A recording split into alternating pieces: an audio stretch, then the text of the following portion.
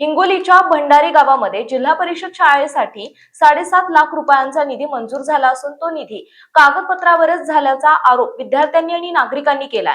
शाळेचे मुख्याध्यापक आणि गावचे सरपंच यांना नागरिकांनी घेराव घालून जाब विचारला असता मुख्याध्यापक आणि सरपंचांकडून कुठलेही समाधानकारक उत्तर मिळाले नाही।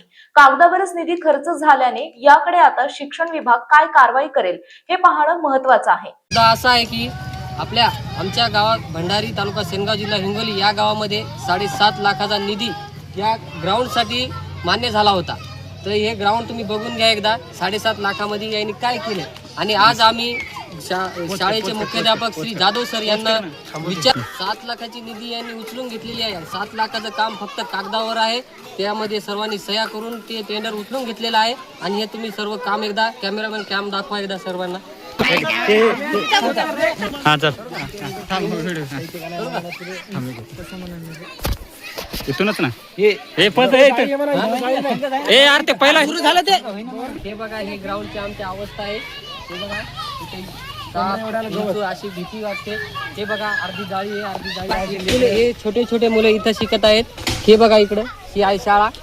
हे बघा ग्राउंड 7 लाख नुसते कागदावर ठेवलेले आहेत यांनी काय 7 लाखाचं काम केलेलं नाही।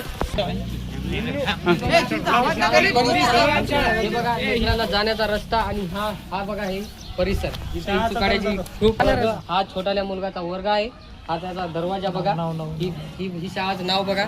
हे भंडारी गावाची ही परिस्थिती आहे। वर्ग चालू आहे, लेकरा मुलांची त्यामध्ये दप्तर आहेत बघा।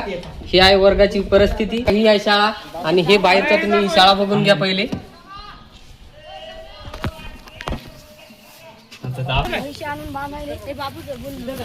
बघितली आणि हे शाळेचा परिसर बघा। शाळेचा परिसर बाथरूम, हे बाथरूम तुम्ही आत येऊन एकदा दाखवा, कॅमेरामॅन आत येऊन दाखवा। ही बाथरूमची तुम्ही अवस्था बघा। ही बघा अवस्था काय झालेली आहे बाथरूमची। काय नाही, लहान मुलं शिकत आहेत। हे बघा बाथरूमची अवस्था। इथं एकही शाळेची सुविधा नाहीये। लहान लेकरं जिल्हा परिषद शाळेमध्ये लेकरं जे शिकत आहेत त्या लेकरांना एकही सुविधा नाहीये। ग्राउंड बघा तुम्ही।